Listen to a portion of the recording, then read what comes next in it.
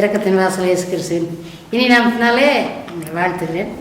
கடந்த செய்தியை நீங்கள் கேட்டிருப்பீங்க.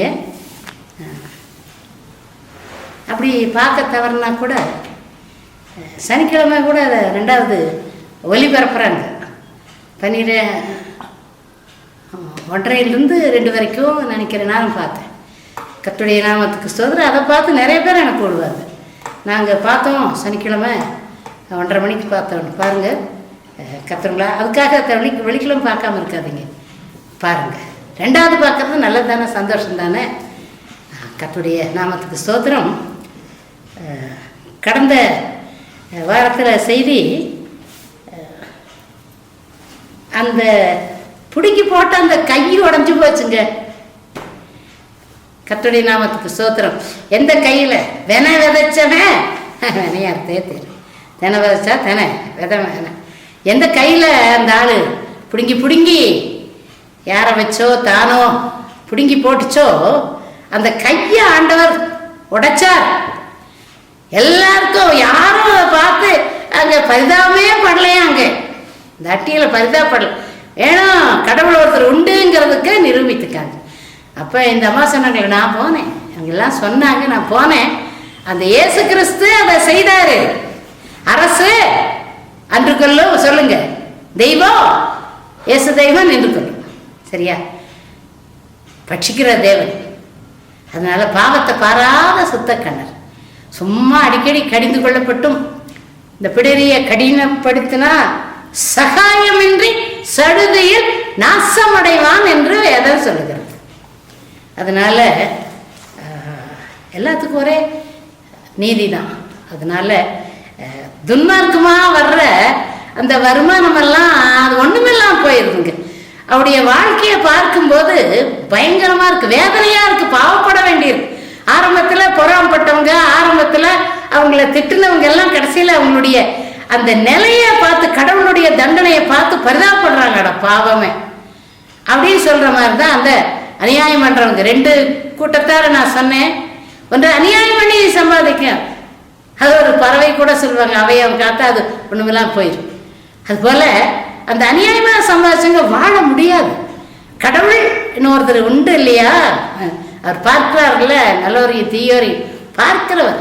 அதனால கடவுள் குரோதமா அது முறையிட்டுட்டாங்க ஆண்டவர்கிட்ட வந்து. அது எந்த மதமாக இருந்தாலும் அந்த வந்து முறையிட்டுட்டாங்கன்னா அவர் தக்க பலனை கொடுக்குறாரு. அந்த டீச்சரியெல்லாம் பிடுங்கி போட்டால் உடனே அது உடனே வச்ச உடனே ஒரு வாரம் 10 நாள் இந்த தக்காளி வெங்காயம் மாதிரி இல்லை, எப்படியும் ஒரு 6 மாதம் 1 வருஷத்துக்கு மேலே ஆகணும் அந்த பயிர். அதுக்கப்புறம் அதுக்கு மழை தான் நல்லா இருக்குங்க. அது டீ செடி நல்லா பலன் கொடுக்கும். அதுதான் அன்றைக்கு.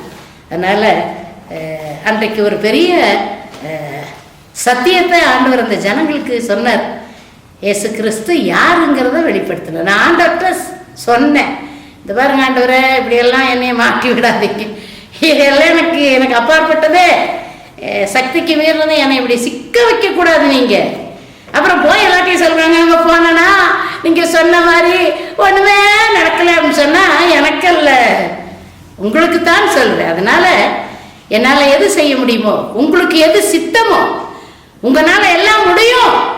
நான் மாமிசமான எல்லா ஜீவ ஜந்துக்கள், மாமிசம்னா நமக்கு தான் மாமிசமா, எல்லாத்துக்கும் மாமிசமான யாவருக்கும் தேவனாக்கி அவர் தான் உண்டாகி ஏறும். இந்த கல்லுக்குள்ள ஒரு தேரை இருக்கும். இந்த தேரைக்கு இப்போ நம்ம ஏர் கண்டிஷன் அது இது என்னென்னமோ சுவாசிக்க ஆக்சிஜன் கூட சிலருக்கு செயற்கை ஆக்சிஜன் கொடுக்குறாங்க தெரியுமா. நம்ம சுவாசம் விடுறதுக்காக ஆண்டவருக்கு ரொம்ப நன்றி சொல்லணும். ஆக்சிஜன்ல எத்தனையோ பேர் வாழ்கிறாங்க. அப்படி அந்த மூச்சு, அந்த தண்ணி இல்லைன்னா, அந்த ஆகாரம் இல்லைன்னா உலகத்தில் யாரும் வாழ முடியாது. தேரை எப்படி வாழுதுங்க? தேரைய உருண்டையா உடைச்சு பார்க்கும்போது எனக்கு ரொம்ப ஆச்சரியமா இருக்கும். அழகா ஒரு கல்லுக்குள் தேரையை வைத்தவர் அதுக்கும் ஆகாரம் தண்ணீர்லாம் கொடுக்குறாரு. எவ்வளோ ஒரு அன்புள்ள ஆண்டவர் இல்லை நம்ம ஆண்டவர். அவர் தான் ஆகாரம் கொடுக்குறாருங்க எல்லாத்துக்கும். மாமிசமான யாவருக்கும் தேவனாக்கிய கர்த்தர் என்னால் செய்ய கூடாத அதிசயமான காரியம் ஒன்று உண்டோ சொல்றார். சாராளுக்கு ஆபிரகாம் சாராளுக்கு, எலிசபெத்துக்கு, கன்னிமரியாளுக்கு போமா வேலையை பார்த்துட்டு போமா வேலையை பார்த்துட்டு 90 வயசுங்கிறியா? அந்த எலிசபெத் அம்மாவுக்கெல்லாம் 90க்கு மேலே 100 வயசு இருக்கும். இது ஒரு கன்னி மரியாள். வாய மூடிட்டு போங்கன்னு கர்த்தர் சொல்றார் தூதனை கொண்டு. சரியா? அதனால கர்த்தருடைய நாமத்துக்கு ஸ்தோத்திரம். கண்களை மூடி ஜெபம் பண்ணுவோம். ஆண்டவரால் ஆகாத காரியம் ஒண்ணு உங்களுக்கு விரோதமா எழும்புறாங்களா? வாங்க ஏசப்பா கிட்ட வந்து பாருங்க. பிறகு ஒரு சமாரிய ஸ்திரீ வந்து பாருங்க. அது வரைக்கும் அந்த பொம்பளை ஒளிஞ்சிட்டு வாழ்ந்துட்டு இருந்தவங்க ஊருக்குள்ள போய் சத்தம் பண்ணி வந்து பாரு வந்து பாரு. இவ வந்து இப்படி சொல்றாங்க, கண்டிப்பா போய் பார்க்கணுமே சொல்லி ஓடி வர்றாங்க. ஒரு அற்புதம், மேசியாவை பார்க்க. சரி, கண்களை மூடி ஜெபம் பண்ணுவோம். அன்பின் ஆண்டவரே, தகப்பனே, நீர் பெரியவர். எங்கள் வாழ்க்கைக்கு நீர் உம்மை கண்டு கொள்ளணும். இந்த காணக்கூடிய அந்த இருதயத்தின் கண்களை திறந்தரணும் ஆண்டவரே. தோத்தரிக்கிறோம். உடைய கண்கள் பூமி முழுவதும் உலாவிக் கொண்டிருக்குது. எங்களை பார்க்கிறீர், எங்களோடு பேசு. எங்கள் மூலமாக நீங்க மகிமைப்படுவோம். அடியாள் மூலமாக நீங்க மகிமைப்பட்டு வருகிறீர். இந்த வயது வரைக்கும் உமக்கு நன்றி ஆண்டவரே. தொடர்ந்து பொறுப்படுத்திக் கொள்ளும். கடந்த செய்தியை பார்த்தவர்கள் எத்தனையோ பேர் ஆண்டவர் ஏற்றுக்கொண்டிருப்பாங்க. நான் நம்புறேன், நான் விசுவாசிக்கிறேன் ஆண்டவரே. இந்த செய்தியும் அநேக பெண்களுக்கு ஆசீர்வாதமாக இருக்க உதவி செய்யுங்க. இயேசு மூலம் ஜெபிக்கிறோம் நல்ல பிதாவே. இப்போ துதுவர்களை பத்தி பேசுறேன்னு சொன்னேன். அவர்கள் நீலகிரிக்கு சொந்தமானவங்கன்னு சொல்றாங்க. எங்களுக்கு தான் அந்த நீலகிரின்னு சொல்றாங்க. சரியா? அதனால அதுல ஒரு மந்துக்கு போனேன். அதுல 3 பேரும் கிறிஸ்தவங்க. 3 அண்ணன் தம்பி கிறிஸ்தவங்க இருக்காங்க. அதுல அவங்களுடைய ஒரு தங்கச்சி அவங்களும் இருக்கிறாங்க. ஆனா தங்கச்சி கர்த்தருக்குள்ள இருக்குது. ஆனா அவங்க கர்த்தருக்குள்ள இருக்குன்னா கிறிஸ்தவங்க. அந்த தங்கச்சி கட்டி இருக்கிற அந்த புருஷன் வந்து இந்து சகோதரன். கூடி வாழ்றாங்க, குழந்தைங்க இருக்குது. அந்த அவங்களுக்கு பிறந்த குழந்தை நான் இந்த பக்கம் வந்ததுக்கு அப்புறம் ஒரு சின்ன துணி எடுத்து இப்படி தலையில போட்டுட்டு, வா நான் தான் ராணிக்காக, ஒரு 4 வயசு நான் தான் ராணிக்காவா, என்கிட்ட வந்து ஜெபம், எல்லாரும் கிட்ட போய் ஜெபம் பண்ணுவாங்களா. அந்த குடும்பம் நல்ல அழகான பிள்ளை. இவங்க நான் அங்கே மாசத்துல ஒரு தடவை மியூசிக் வாசிக்கிறேன், கிட்டாரு, வயலின்னு, அந்த டேமரின்லாம். இப்படித்தான் நான் போனேன். நான் போகிற இடமெல்லாம் அப்படி நிறைய அந்த இசைக்கருவிகளோட போய் அங்கே அந்த மந்துகளில் பாடும்போது அவங்க ரொம்ப சந்தோஷம். எல்லாரும் வந்துடுவாங்க. எல்லாரும் வந்து சந்தோஷமா உட்காந்து எல்லாத்துக்கும் அங்கே வெறும் மைதானம் இருக்கும். 6 பக்கத்துல குளம், மைதானம். அவங்க பெரிய பாத்திரத்தை வச்சு சாப்பாடு செய்வாங்க. அந்த வர்றவங்க 4 பக்கத்துல இருந்து வர்றவங்களுக்கு எல்லாம் இன்னைக்கு அவங்க அந்த 3 சகோதரர்கள் சாப்பாடு கொடுப்பாங்க. ரொம்ப சந்தோஷமா இருக்கு என்னுடைய ஊழியம். நான் ஒரு பாக்கியசாலின்னு சொல்வேன். எப்படிப்பட்ட ஊழியங்களெல்லாம் செய்ய கர்த்தர் எனக்கு ஒத்து. நான் போனதுக்கு அப்புறம் தாங்க இங்க இருக்கிற எல்லா ஊழியக்காரரும் போனாங்க. அது அவங்களே ஒத்துக்குவாங்க. காடு மேடு அலைஞ்சு இப்படியெல்லாம் போய் செய்தோம். அப்போ அந்த 3 பேரும் நான் போய் கூட்டம் நடத்தும் போது எல்லாம் வருவாங்க. கூட நிறைய வாலிப பசங்க தம்பிங்க எல்லாம் வந்து வாசிப்பாங்க, பாட்டெல்லாம் பாடுவாங்க, சகோதரிகள் பாடுவாங்க. அப்போ எல்லாம் வருவாங்க. அந்த 3 குடும்பமும் புருஷன் பஞ்சாதி பிள்ளைகள்லாம். இது வந்து அந்த ஒரு குழந்தைய கூட்டிட்டு வரும். அப்போ நான் சொன்னேன், ஏன் உங்க வீட்டுக்கார் வரமாட்டேன்? அது என்னவாக்கா, நானும் சொல்லிட்டே இருக்க, காலெல்லாம் விழுந்து கூப்பிட்டேன், வரமாட்டேங்கிறாரு, ஏன்னு தெரியல அப்படின்னா, கூப்பிடுமா அப்படின்ட்டு. அப்புறம் வெளியில நான் வந்து பார்த்தா அவர் தோட்டத்துல நின்றுட்டு இருக்கிறாரு. அவங்க விவசாயிங்க தானே, தோட்டத்துல முள்ளு போட்டுட்டு அப்படி நின்று பார்த்துட்டு இருக்கிறாரு எங்களை. அப்புறம் நான் ஒன்றும் பண்ண முடியாதா, அவரை போய் நான் கையெல்லாம் அசைக்க முடியுமா? பார்த்துட்டு நின்று பார்த்துட்டு வந்துடுவோம். சரி, நம்ம கூட்டம் நடத்துவோம். கூட்டம் நடத்திட்டு வருவோம். அப்போ ஒரு நாள் அந்த தங்கச்சி வீட்டில் அந்த 3 பேர் இருக்காங்களா, தங்கச்சி வீட்டில் கொஞ்சம் கொஞ்சம் தள்ளி மந்துகள், அங்கே இந்த மந்துகள் எல்லாம் ஒரு 5 வீடு 6 வீடு ஹட்டு மாதிரி போட்டுட்டு இருப்பாங்க. அப்போ அதில் தங்கச்சி வீடு கொஞ்சம் பார்க்குற மாதிரி. அதில் பெரிய சண்டை, ரகளை, கூச்சல், பயங்கரமா அடி. என்னடா இது, இந்த 3 பெண்களும் அண்ணிமாரும் வந்துட்டாங்க வெளியில. என்னங்க பேசாம இருக்கிறீங்க, பிள்ளைய போட்டு கொண்டு வரலாம் போல் இருக்குது. அந்த மனுஷன் உட்கார்ந்துட்டு இருக்கீங்களா, ஏன் இந்த மாதிரி பண்றீங்க, போங்க அப்படின்னு. நாங்க போட்டுமா, நாங்க போய் அந்த ஆம்பளைட்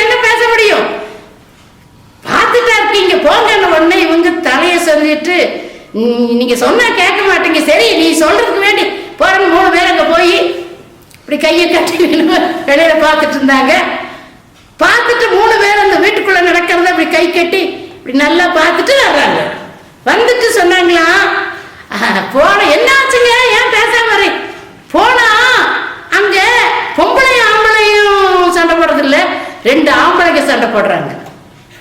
சரிங்க கொஞ்சம் ஒரு புருஷ பஞ்சாயத்து இல்ல, ஆம்பளைக்கு ஆம்பளை 2 ஆம்பளைங்க சண்டை போட்டுட்டு இருக்காங்க.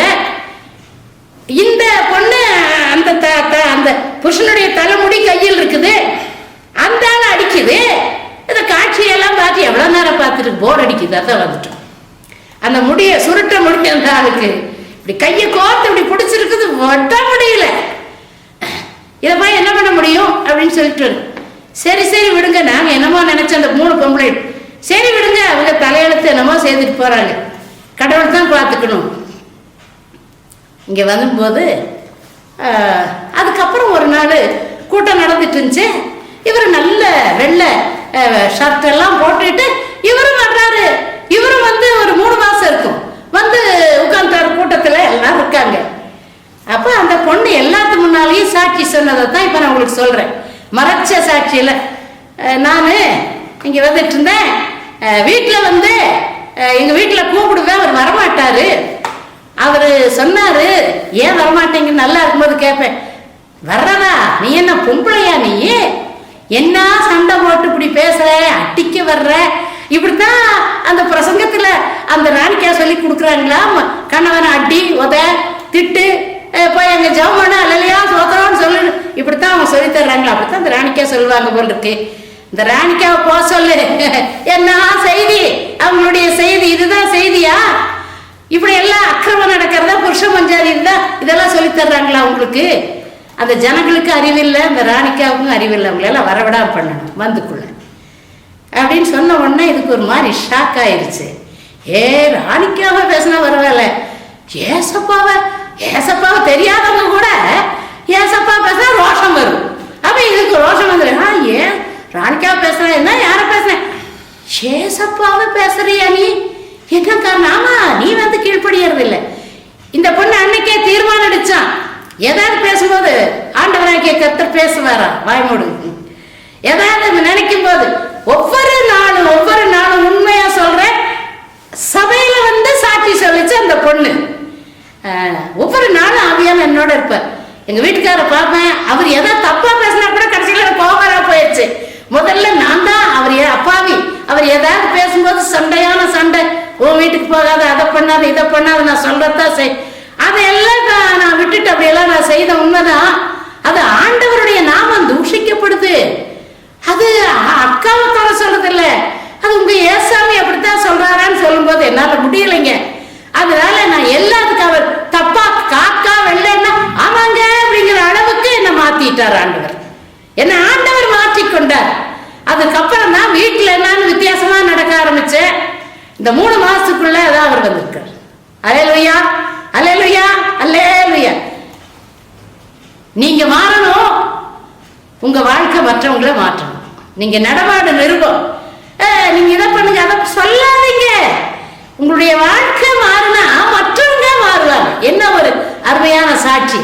அதுக்கப்புறம் அவர் ஜபம் பண்றாரு. அவர் சொல்றாரு சாட்சி, என் மனைவி இப்படி இருந்த விளந்து இயேசு கிறிஸ்து மாற்றினார். அந்த தூதை கொண்டு வந்தவங்க இந்த ராணிக்காவை கூட நான் பேசுறேன். என்ன பேசிட்டு இருக்கிறாங்க, என்ன போதும், அங்க இருந்து ஆட்களோட வந்து பாடிட்டு ஆடிட்டு, என்ன இது இதா, என் மனைவி இன்னும் மாறல, என்ன பேசுறா, அடிக்கிறா, என்ன ரொம்ப கொடுமை பண்றா, சரியானபடி சாப்பாடு கொடுக்கறது இல்லை, நானே பாட்டு என்ன எனக்கு துணிந்து வைக்கிறது இல்லை, நானே செய்யறேன். இதான் வாழ்க்கை, இப்படித்தான் கிறிஸ்தவங்க இருப்பாங்களான்னு நினைச்சேன். ஆனா என்னுடைய மனைவி ஆண்டவர் தொட்டார் முதல்ல, அதுக்கப்புறம் என்ன தொட்டார். என்னுடைய மனைவியுடைய வாழ்க்கையை பார்த்து நான் மாறன். எத்தனை பேர் பார்த்துட்டு இருக்கிறீங்க இப்போ? எத்தனை பேர் சிலர் ஒரு 110 பேர் இருப்பீங்களா இப்படி கொடுமை பண்றவங்க? அசந்து வரும்போது தூங்குறீங்களா? போட்டு சாப்பிடுயா, என்னால் எந்திரிக்க முடியாது, அந்த துணி அதை நீயே துவைச்சுக்குவேன். எத்தனை ஆம்பளைங்க குளிச்சுட்டு துவைச்சுட்டு வர்றாங்க, ஏன் உண்ண முடியாது? என்ன பெரிய கலெக்டரா? சாப்பாடு அதைத்தான் செய்ய முடியும், சாப்பிட்டா சாப்பிடு, கடையில் போய் சாப்பிடு. பல காரியங்கள் இல்லை. யாராச்சும் வந்தா மதிக்கிறது இல்லை, கணவனை மதிக்கிறது இல்லை. இந்த கொண்டு வந்தியா, வாங்கிட்டு வர சொன்ன வாங்கிட்டு வந்தியா, வாங்கிட்டு வரலையா, ஒன்றும் செய்ய முடியாது. எங்க காசு? அதை கொண்டாந்தது இல்லை. அது எங்க யாருக்கு செலவு பண்ண? இந்த அப்பாவி மனுஷன், குடியில்லாத மனுஷனை கூட ஏன் ஃப்ரெண்ட்ஸுகளோட சேர்ந்து செலவு பண்ணிட்டியா? எனக்கு யாருமே ஃப்ரெண்ட்ஸு இல்லைம்மா சொல்லாத. ஏன் பல காரியங்களை சொல்ல டைம் இருக்காது எனக்கு. உங்களுக்கே தெரியும் உங்களுடைய வாழ்க்கை, உங்க வரலாறு எல்லாம் அவங்களுக்கே தெரியும். சொல்ல சொல்ல பாக்குறீங்களா என்ன? சொல்ல சொல்ல நமட்டு சிரிப்பு சிரிக்கிறீங்களா? நான் தான் அதுன்னு சொல்றீங்களா? அநியாயமா உங்களை பார்த்து உங்க பிள்ளைங்க தகப்பனை மதிக்கிறது இல்லை. எங்க அம்மாங்கிறாங்க. தகப்பன் மக இங்க வாமா, பாப்பா பேசாம எனக்கு வேலை இருக்கு. தம்பி இதை கொஞ்சம் சும்மா இருப்பா, நான் படிக்கணும். என்ன எப்படி மதிப்பு எங்கெங்கெல்லாம் போகுது இல்லை? புருஷனை நீ மதிக்கலன்னு சொன்னா மாமியாரை மதிப்பியா? நாத்தனாரை மதிப்பியா? உங்க மாமானாருக்கு சோறு கொடுப்பியா? மருந்து வாங்கி கொடுப்பியா? ஆகாரம் கொடுப்பியா? புருஷனையே நீ அசட்டை பண்ற. சொல்லணுமா இதெல்லாம்? உள்ளகை நெல்லிக்கனின்னு சொல்லுவாங்க. இன்றைக்கு ரொம்ப பெண்கள் அப்படி இருக்கிறீங்க. இந்த பெண்கள் வந்து அன்னைக்கும் சரி இன்னைக்கும் சரி கொஞ்சம் வேலை செய்துட்டு வந்தாங்கன்னா, சமீபத்தில் கல்யாணமாகி ஒரே வாரத்தில் பிரிஞ்சுட்டாங்க ஒரு கிறிஸ்தவ குடும்பம். ஏன் அப்படின்னு கேட்டால், அந்த பிள்ளை படிச்சு வேலை செய்து அதை நேற்று ஞாயிற்றுக்கிழமை வந்தவங்க சொன்னாங்க. ஞாயிற்றுக்கிழமை வந்தவ விசுவாசி ஒருத்தர் சொன்னாங்க, பேர சொல்ல மாட்டேன். அது வேலை செய்து டீச்சராக இருக்குது, பிஎட் படிச்சுட்டு அது சாயங்காலம் வந்த உடனே மாமனார் மாமியார் வீடு போய் படுத்துக்குமா, கட்டில் படுத்துக்குமா, படுத்துட்டு கொரட்டை விட்டு தூங்குமா. சாயங்காலம் அவங்க மாமியார் சாப்பிடுமா, புருஷன் வந்து என்னம்மா என்ன தூங்கிட்டு இருக்காப்பா, அப்புறம் எந்திரிச்சு சாப்பிடுமா. ஒரே வாரத்தில் அனுப்பிச்சிட்டாங்க டைவர்ஸ். என்ன ஆச்சு, குழந்தைங்க இருக்கான்னு கேட்க போய் 3 நாள்ல அனுப்பிச்சிட்டாங்க. ஒரே வாரம் தான். ஏன்னா வந்தது நான் வேலை செய்யறேன், சம்பாதிக்கிறேன், உன்னை விட எனக்கு சம்பாத்தியம், உன்னை விட எனக்கு சம்பளம் ஜாஸ்தி, அப்படித்தான் என்னால முடியல, எனக்கு டயர்டா இருக்கு பிள்ளைகளோட கத்தி. அது மாத்திரமல்ல, இன்னும் பல இடங்கள்ல வேலை செய்யற, ஹாஸ்பிட்டல்ல இப்படி பல வேலை செய்யற பெண்கள் இருக்கீங்களா? உங்க சம்பளமும் ஆச்சு, மண்ணும் ஆச்சு. போங்க போய் நல்ல ஆம்பளைங்களா இருந்தா உங்க சம்பளம் வேண்டாம், இரு வீட்டுல இருந்து எங்களுக்கு சாப்பாடு போடுன்னு சொல்லுங்க. அவங்க அப்படித்தான் இருப்பாங்க. அப்படித்தான் சிலர் இன்றைக்கு எங்க ஊர்ல சில கலெக்டர் அம்மா வருவாங்க, அவங்க சமைப்பாங்களாம் சொல்லுவாங்க. சமையல்காரர் சொல்லுவாங்க, அவங்க ஜபத்துக்கு வருவாங்க, கலெக்டர் அம்மா அவங்க தான் சமையல், அவங்க தான் செய்வாங்க. என்னங்க இது, என்னங்க இது, யாரு இது? அது அந்த துணிக்கடையில போய் துணி வியாபாரம் பண்ணுது, இது பண்றது இல்ல, கலெக்டர் அம்மா பண்ணுது. நிறைய இடங்கள்ல பல பெண்களை இன்னைக்கு அதனாலதான் வெறுக்கிறாங்களோ என்னமோ தெரியல. சில பெண்கள் இருக்காங்க, என்ன பிரயோஜனம்? இவங்களை பார்த்தா அவங்களையும் மதிக்க தோன்றதில்லை. ஒரு வசனத்தை நான் வாசிக்கிறேன், நேரமாகிட்டு போகுது.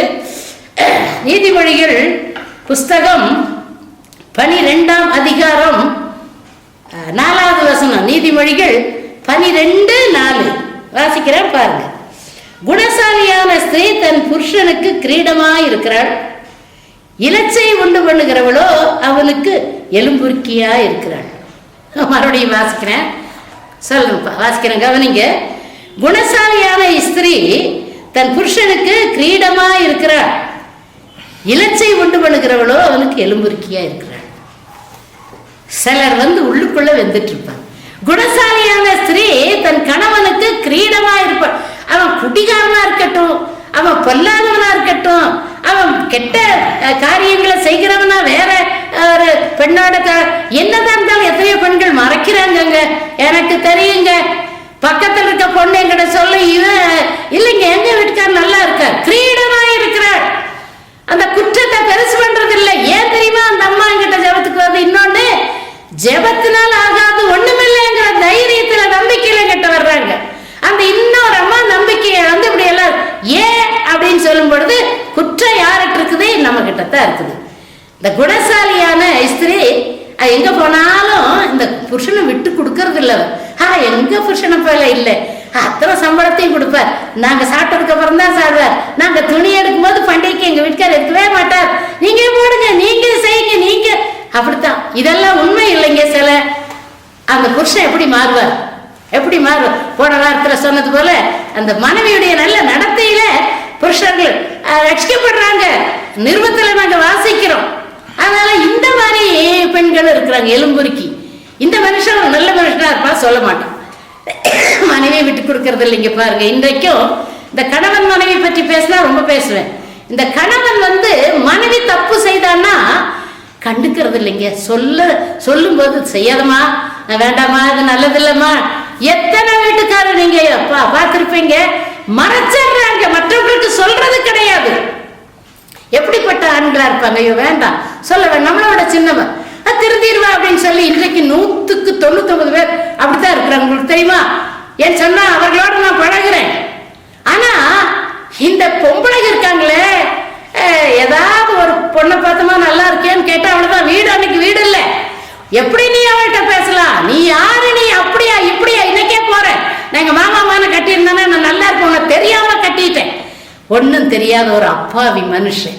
சோறு கொடுக்க மாட்டான் அந்த பொம்பளை, துணி துவச்சு கொடுக்க மாட்டான், நல்ல ஆகாரம், வெளியே வரமாட்டா கூட. ஆனா ஆண்கள் என்ன தப்பு செய்தாலும் காட்டி கொடுக்கறது இல்லைங்க. அதுக்கு தான் நான் அப்பாவிங்க. எத்தனை ஆண்கள் கெஞ்சி கெஞ்சி கேட்டுட்டு தான் கடைசியில ஏதாவது ஒண்ணு நடக்குது. பொம்பளைகளும் வெட்டி கொண்டுட்டு சும்மா போகாம புருஷனை பிள்ளை கொண்டுட்டு போறாங்க. பெண்களுடைய காரியம் எலும்புருக்கிய எத்தனை இப்படிப்பட்ட காரியங்களை அந்த ஆண்கள் மோசமான பொம்பளையில தெரியாம கட்டிட்டோம். அப்பவும் வேண்டான்னாங்க குடும்பத்துல. இல்ல நான் அவளை தான் கட்டுவேன், கட்டுனா என்னுடைய தப்பு, நான் என்ன பண்றது, பேசாம தான் இருக்கணும். இன்னைக்கு எத்தனையோ ஆண்கள் அப்படித்தான் இருக்கிறாங்க. பாவம். அப்படி இருந்து அவங்க உள்ள உடஞ்சு எலும்புருக்கினா என்ன என்ன வியாதி, கேன்சரா? அப்படிப்பட்ட நிலையில் இருக்கிறவங்க வியாதி இல்லைன்னாலும் சிலருக்கு வியாதியும் வருது. அப்படித்தான் சந்தோஷம் இல்லை, சமாதானம் இல்லை, ஆசீர்வாதம். ஏன் வீட்டுக்கு போறோம், ஏன் பிள்ளைகளும் அப்படித்தான் அம்மாவோட தான் இப்போ பிள்ளைகள் செய்யறோம். அதனால வேதத்துல நம்ம வாசிக்கிறோம், குணசாலியான ஸ்திரியை நம்ம பார்க்கிறோம், கண்டுபிடிக்கிறோம், முத்து விட வேலை. அதனால குணசாலியான இந்த ஸ்திரீ என்ன பண்றா, கிரீடமா இருக்கிறா. தப்பெல்லாம் கடைசியில ஒரு நாளைக்கு தெரியும். அப்படிப்பட்ட இந்த ஆளை இந்த அம்மா எப்படி மாத்திட்டாங்க. அதுதான் அங்க வாழ்க்கை, அதுதான் வாழ்க்கை. அதனால இந்த போன வாரம் நம்ம பார்த்தோமே, அந்த பொண்ணு எப்படி புருஷனை சத்தியத்தை கேட்டு கீழ்ப்படிந்ததான். கர்த்தருடைய நாமத்துக்கு ஸ்தோத்திரம். அந்த இந்த வாரம் தான் பேசணும் இல்லையா, அந்த பிள்ளைய பத்தி, அந்த மந்து பொண்ணை பத்தி. கர்த்தருடைய நாம அப்படிப்பட்ட பெண்களா நம்ம இருப்போம்னு சொன்னா ஆசீர்வாதமா இருக்கும். அதனால ஸ்திரீய இந்த நல்ல மனைவி கணவனுக்கு கிரீடமா இருக்கிறாங்க. கிரீடம்னா அவனுக்கு தெரியலையா, எல்லா அணிகலன்கள்லையும் கிரீடம் ராஜத்துவம், அதாவது மேன்மை. ஒரு பொண்டாட்டி கணவனை மேன்மைப்படுத்த முடியும். அப்படியா? அந்த அம்மா வாயோயாமத்த புருஷனை பத்தி சொல்லிட்டே இருக்காங்க, அப்படி இப்படின்னு மதிப்பாங்க. நீயும் புருஷனை சாதாரணத்துக்கெல்லாம் நீ பேசினேன்னா நீ எலும்புரிக்கு தான். நீ எலும்புரிக்கு என்ன பிரயோஜனம்? வாழ்ந்து பிரயோஜனம். நாளைக்கு உன் புள்ள அதே போல வாழும். எத்தனையோ பேருடைய பிள்ளைகள் அந்த வீட்டுல அந்த அம்மா எப்படி நடக்குது அதே போல தன்னுடைய வாழ்க்கையும் கெடுத்து குட்டிச்சவராக்கி அதுகளும் அப்படித்தான். அதில் பெண்கள் ஜாக்கிரதையா இருக்கணும். சண்டை போட்டு ஓடி போயிடுறது, பிள்ளைகளை விட்டுட்டு ஓடுறது, பிள்ளைகளை விட்டுட்டு அப்படி தெரியறது. ஒன்று சொல்ற பெருமைக்காக சொல்ல, இத்தனை வருஷம் 50 வருஷத்துக்கு மேல ஆச்சு கல்யாணமாகி. ஒரு வருஷம் எங்க வீட்டுக்காரோட ஒரு நாள் கூட பேசாம இருந்தது இல்லைன்னா நீங்க நம்பணும். வேதத்தை வச்சு சொல்றேன். ஒரு நாள் கூட சண்டை போட்டு பேசாம இருந்தது இல்லைங்க. இந்த மனுஷனுக்கு ஒன்றும் தெரியாது, அப்பாவி மனுஷன், அப்படித்தான் நான் சொல்லி பேசாம இருப்பேன். தெரியாது பாவம், ஆண்டவரே அதை மன்னியும், இன்ன வரைக்கும் சரி ஒன்றும் தெரியாது. அப்படித்தான் நான் வாழ்ந்தேன். ஒரு நாள் கூட எங்க வீட்டுக்கு தனியா போனதில்லை. ஏதாவது ஒரு காரியமா போன, என்னமா தனியா வந்திருக்கிற அப்படிம்பாங்க எங்க வீட்டுல. ஆனா இந்த காரியத்துக்கு வந்தேன். ஒரு நாள் சண்டை போட்டேன்னா சாயங்காலத்துல குடும்ப ஜபத்துல பேசிடணும். எனக்காக அவர் ஜெபம் பண்ணுவாரு. அவர்கிட்ட கோபமா இருந்தா கூட நான் அவருக்காக பண்ணுவேன். அதுக்கப்புறம் எடு சாப்பாடு கொடுமா, தான் உட்காருங்க. இதுதாங்க. அதனாலதான் உங்களுக்கு நான் புத்தி சொல்லிட்டு இருக்கிறேன். நான் ஒரு வேளை சண்டைக்காரியா இருந்து ஓடி புருஷனை கேவலப்படுத்தி அப்படி இப்படி எல்லாம் பண்ணி இருந்தேன்னா நான் உங்களுக்கு புத்தி சொல்ல மாட்டேன். அதனால என்னுடைய வாழ்க்கையில, என்னுடைய குடும்ப வாழ்க்கையில நாங்க இது வரைக்கும் ஒற்றுமையா இருக்கிறோம், ஒற்றுமையா இருக்கிறோம், ஒற்றுமையா இருக்கிறோம். கடவுளுக்குள்ள வாழ்றோம். சரியா? ஒருவருக்கு ஒரு விட்டு கொடுத்து கர்த்தருக்கு பயந்து எங்க பிள்ளைகள் எல்லாம் குடும்பமா நல்ல நிலையில் இருக்காங்க. காரணம் என்ன தெரியுமா? வீடுதான் பள்ளிக்கூடம்னு சொல்றாங்க. அதனால எலும்புரிக்கையா இருக்காதீங்க. பாவம், நீங்க தப்பு செய்தா எத்தனையோ அவருடைய அக்கிரமமான பாவத்தை கூட புருஷர்கள் மறைக்கிறாங்க, கெஞ்சுறாங்க செய்யாத அப்படின்ட்டு. நீங்க என்ன பண்றீங்க? தூத்துறீங்க, பட்டம் விடுற மாதிரி. குணசாலியான ஸ்திரீயா வாழுங்க. அதுதான் கடவுளுக்கு. உங்க சந்ததிகள், உங்களுக்கு மாத்திரமல்ல, இப்ப உங்க வாழ்க்கை முடிஞ்சிருச்சுன்னா அடுத்தது ஒரு ஜெனரேஷன், அவங்க அதே போல புருஷனை மதிக்க மாட்டாங்க. அதுக அப்படித்தான், சில பிரிஞ்சு போயிடுவாங்க. போடா நீயே, நான் சம்பாதிக்கிறேன், அப்படிப்பட்ட வாழ்க்கை வேண்டாம். அந்த காலத்துல கல்லானாலும் கணவன், புல்லானாலும் புருஷன். புல்லு கிராஸ் வேல்யூம் வாங்க. புல்லு கட்டெல்லாம் 50 ரூபாய்க்கு கொடுக்குறியா? இல்ல இல்ல 40 ரூபாய், 20 ரூபாய் அந்த புல்லு கட்டுக்கு கிராஸ் வேல்யூ. புருஷனா நினைக்காதீங்க, கல்லு மாதிரி நினைக்காதீங்க. பாவம், பாவம் பட்டவன். அதனால நீங்க பெண்கள் நான் உங்களுக்கு சொல்லிட்டு இருக்கிறேன்னு சொன்னா, எங்க வீட்டுக்காரர் வந்து கேளுங்க, எங்க சொந்தக்காரத்தை கேளுங்க, எங்க ஊர்ல வந்து கேளுங்க. சண்டை போடுறது இல்லை நாங்க. பக்கத்துல தெரியாம போயிருமா? எங்க பிள்ளைகள்கிட்ட கேளுங்க, அப்பா அம்மா கூட சண்டை போடுறாங்க, அம்மா அப்பா கூட இல்லை, சந்தோஷமா இருக்குவாங்க. அதுதான் ஆசீர்வாதம். கண்களை முடிஞ்சோம் பண்ணுவோம், காணிக்கை அனுப்புங்க. பொம்பளைக்கு மேல ரொம்ப கோபம் இல்லை, என்ன இப்படி எல்லாம் பேசுறாங்கன்ட்டு பேசியே தீரணும். ஏன்னா சொல்றத அது நான் செய்யறதுனா சொல்வேன், செய்யாத சொல்ல மாட்டேன். எனக்குள்ள அப்படி ஒரு ஆதங்கம், அப்படி நீங்களும் இருக்கணும். கண்களை முடி ஜெபம் அன்பின் ஆண்டவரே, எத்தனையோ பெண்கள் பார்த்து கொண்டு கணவனை மதிக்காதபடி, கல்யாணமாகி பொறுப்பில்லாதபடி, இஷ்டத்துக்கு அலைஞ்சு நேரம் கழிச்சு வர்றது, படுத்து தூங்குறது, காலையில பெட் காஃபி மாமியார் கொடுக்கறது, இல்லை புருஷன் கொடுக்கறது. புருஷன் சமைக்கிறார், புருஷன் பிள்ளைகளை குளிக்க வைக்கிறார், புருஷன் வீட பெருக்கிறார், புருஷன் பெட்டு மடிச்சு வைக்கிறார். எத்தனையோ இதெல்லாம் நடக்குது. வேண்டாம், மாத்திக்குங்க. பார்த்து கொண்டு இருக்கிற ஒவ்வொரு பெண்களுக்குரிய வேலையை பெண்கள் நீங்க செய்யுங்க. அதுக்கு மேல பாவப்பட்டு ஏதாவது உங்களுக்கு அவங்க ஹெல்ப் பண்ணா கூட வேணான்னு சொல்லுங்க. குடும்ப வாழ்க்கை ரொம்ப ஆசீர்வாதமா இருக்கும். பார்த்துக்கோங்க. உங்க சந்ததிகளுக்கு நீங்க ஒரு வழிகாட்டியா இருப்பீங்க. எங்க அம்மா அப்படி, நான் சொல்றேன் எங்க அம்மா அப்படி, அதனாலதான் நானுன்னு சொல்லுவாங்க. விட்டுறாதீங்க, சான்ஸை விட்டுறாதீங்க. இன்னொரு தடவை பிறந்து வளர்ந்து மனைவியா தாயா மாமியார் இருக்க போறது இல்லை. அதனால இந்த இருக்கிற வாழ்க்கைய கடவுளுக்கு என்று அர்ப்பணித்து கடவுளுக்காக வாழுங்க. மாமனார் மாமியாரை நேசிப்பீங்க, அம்மா அப்பாவுக்காக சந்தோஷமா உங்களை நேசிப்பாங்க. அப்படிப்பட்ட காரியங்கள் பெண்கள் தான்.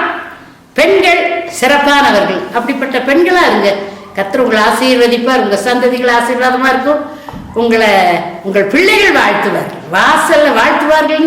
நீதிமொழிகள் 31 வாசிக்கிறார். அது போல கர்த்தாவே, பார்த்து கொண்டிருக்க பெண்கள், பார்த்து கொண்டிருந்த ஏழை ஆண்கள், ஆண்டவரே, மனைவி செய்யற தப்ப சொல்றதே கிடையாது. நிறைய இடத்துல நான் பார்க்கிறேன், பத்திரிகையில பார்க்கிறேன், டிவியில பார்க்கிறேன். மனைவி செய்யற தப்ப, பயங்கரமான பாவத்தை ஒரு மனுஷன் புருஷன் சொல்றதே இல்லை. அது காலம் கடந்து போனதுக்கு அப்புறம் தெரியும், மற்றவங்களுக்கு தெரிஞ்சது. அப்படிப்பட்ட அநியாயம் பண்ணாதீங்க. உங்களுக்கு தண்டனை உலகத்துல இல்ல, பயங்கரமான நரகத்துக்கு போயிருவீங்க. அன்பின் ஆண்டவரை, பார்த்து கொண்டிருக்க மக்கள் என் பேர்ல கோவப்பட்டாலும் சரி, ஆண்டவரை மனம் திரும்பட்டும். அந்த மந்தல் இருக்க அந்த பெண் எப்படி மனம் திரும்பி அந்த சகோதரன் என்கிட்ட ஜெபம் பண்ணும். பரிசுத்தாவியானவர் நிரப்புறாரு. அது உங்களுக்கு சொல்ல மறந்துட்டேன். அவர் பரிசுத்தாவியானவர் நிரப்பப்பட்டு அந்த மனுஷன் ஆசீர்வாதமாக இருக்கிறார். தொடர்ந்து கர்த்தர் உங்களை ஆசீர்வதிப்பார். கடவுள் பயந்து இயேசுவின் மூலம் ஜெபிக்கிறோம் நல்ல பிதாவே, ஆமென். இந்த ஊழியங்களை உங்கள் ஜெபத்தினாலும் உதாரத்துவமான காணிக்கைகளினாலும் தாங்கும்படி பட்சமாய் கேட்டுக் கொள்கிறோம். மேலும் இந்த ஊழியத்தின் கட்டிட நிதிக்காக சகோதரி Esther Selvarani, Canara bank account number 62422200505210, IFSC code CNRB 00162330, சேரிங் கிராஸ் பிரான்ச், ஊட்டி 603001.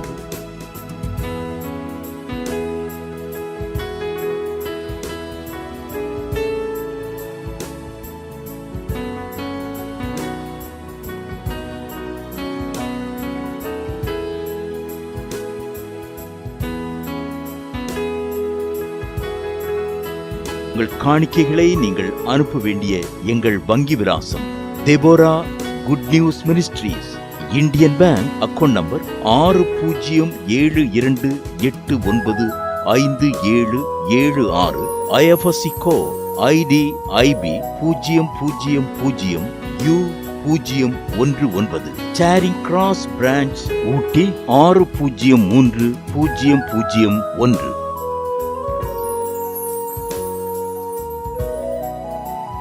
மேலும் எங்களுடைய போன்பே எண்கள் 9443604157. கர்த்தர்தாமே உங்கள் அனைவரையும் ஆசீர்வதிப்பாராக. கேட்ட செய்தி உங்களுக்கு மிகவும் ஆசீர்வாதமாய் இருந்திருக்கும் என்று நம்புகிறோம். அன்பானவர்களே, உங்கள் ஜெபத் தேவைகளுக்கும் மேலும் ஆலோசனைகளுக்கும் நீங்கள் தொடர்பு கொள்ள வேண்டிய எங்கள் விலாசம்: சகோதரி எஸ்தர் செல்வராணி, இரக்கத்தின் வாசல் இயேசு ஊழியங்கள். செல்போன் 944360041557.